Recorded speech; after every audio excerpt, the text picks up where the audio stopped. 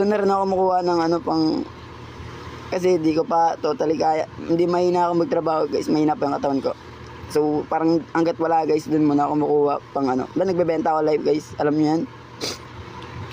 Hindi ko alam guys, di ata ito malulocate guys. Di man nanakaw sa atin guys. Sa buong live ko guys na alos 2 months guys, hindi ako nang scam, di ba? Alam niyo naman yun eh.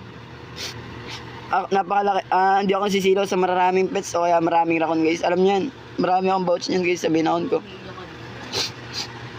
Ewan ko ba nakakayanan nila guys magnakaw ng ganun. Pagsubok ko lang yun sa'yo. Bahala na Diyos sa kanya boss. Pagdadasal na natin siya. Oo, bahala na si Lord sa'yo. Worth 20 guys, worth 20 to 15k kasi yung guys. Kaya umiyak ako ng ganito. Hindi ako bata guys ha. Pero yung pera na kasi yun guys is malaking tulong din dito eh. Hindi ako nang linimas guys ha.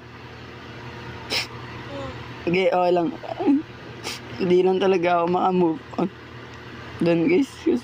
Pinaghirapan ko po yun kanina pa lang. Ayun, Kasi ang daming taong anak ng demonyo. Kung sino yung mabait guys, yung minamalas. Alagad ng demonyo.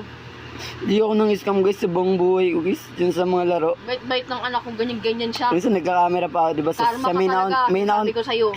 Main account ko pa lang guys, di ba?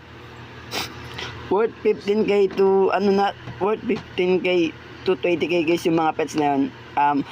Titanic, Titanic Mimic guys. Magbebenta sa inyo yung guys, 40 kj, 40 kj, 41 age guys. Nun. Tapos, baka ibenta sa inyo guys, yung Raccoon 34 kj. Ano ko pa yung ginanyan mo, anak ko pa yung scam. Basta ginaya niya yung pangalan ko guys eh. Tapos yung kaibigan ko walang kamalay-malay, binigay naman. Ang ina. Ang scammer ang talino gago.